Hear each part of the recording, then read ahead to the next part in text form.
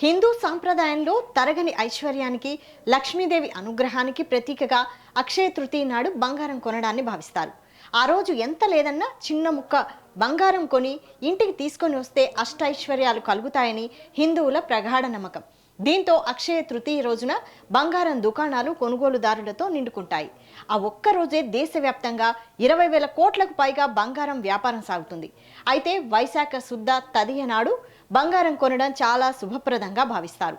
అక్షయం అంటే క్షయం లేనిది లేదా తరిగిపోనిది అని అర్థం. ఈ రోజు కొనే బంగారం చేసే పెట్టుబడులు లేదా దానాలు పదింతలై తరగని ఐశ్వర్యాన్ని ఇస్తాయని మన పురాణాల్లో ఉంది. పౌరాణిక నేపథ్యం ప్రకారంగా ఈ రోజునే కృతయుగం ప్రారంభమైందని, కుబేరుడు లక్ష్మీదేవిని పూజించి ఐశ్వర్యాన్ని పొందాడని పురాణాలు చెబుతున్నాయి. దీంతో ఈ పవిత్రమైన రోజున బంగారం కొనడం వల్ల ఇంట్లో సిరి సంపదలు, సుఖ సంతోషాలు వెల్లివిరుస్తాయని, సాధ్యమైనంత వరకు బంగారాన్ని కొనడానికి అందరూ ప్రయత్నిస్తారు.